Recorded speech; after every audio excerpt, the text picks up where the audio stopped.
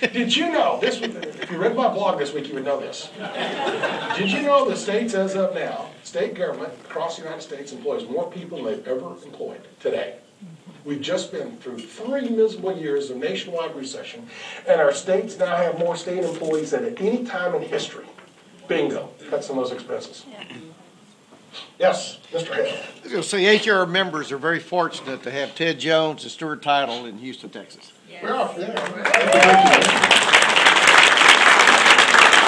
By the way, when I announced the past chairman of the association, she didn't mention me, Tiffany. She's going to wait and see what I say first before she claims it. Another question. He's got another question. Yes, in the back.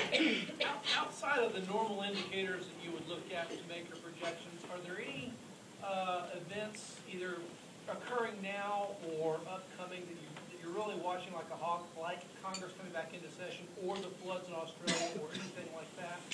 You know, one of my biggest issues right now is the pigs. You know, the pigs are Portugal, Italy, Ireland, Greece, and Spain.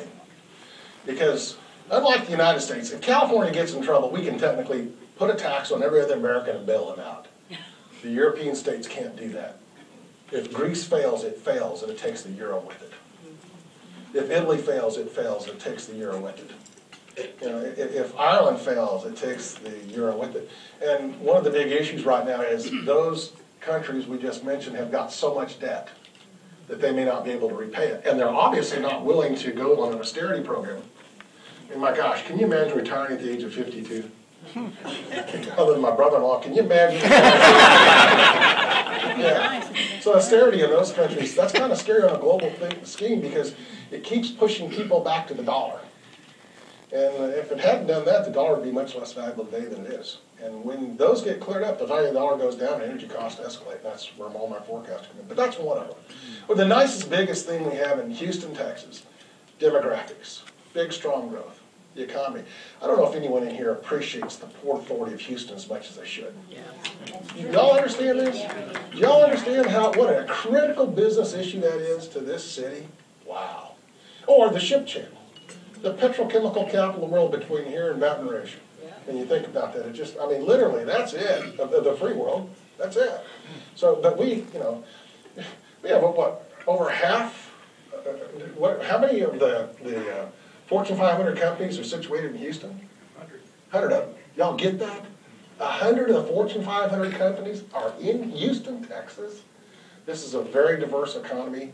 The good news is we're young, and our importance is our education. There's a study done by the Federal Reserve this last year, an incredible study, talked about economic development. What they did was they looked at the value of a college degree. And if you go back to 1980, a typical college graduate in Texas made 47% than a non-college graduate. Today it's 97% more. The future of our city is education, the future of the state's education, the future of our country's education, marketable education. And so, again, without research like that on the Fed, you don't get those kind of issues. One last question. Yes, sir. Which will go up faster, property values or interest rates? Which will go up faster, property values or interest rates? I'm believing interest rates. I believe in interest rates. That's why I say today, go out, get a long-term fixed loan, buy today. It's some of the best buying opportunities we've had since 1989. And 5 years from now, we're all going to get it and look back and say, man, was I smart? And those of you that don't do that, you can look back 5 years now and say, I guess I got to wait for the next bus. All right, Carl, go ahead.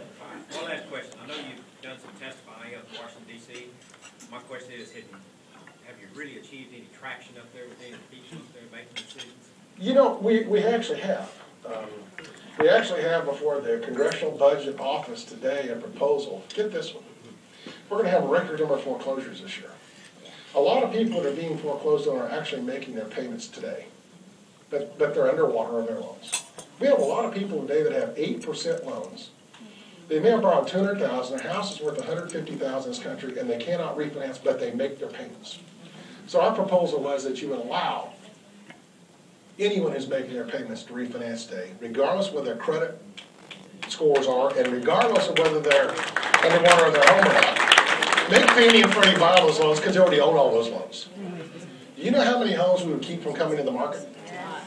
John Culverson actually has that before the CBO for us right now. So we are getting some traction. There is some sanity out there, but not much. Thank you all very, very much for this opportunity.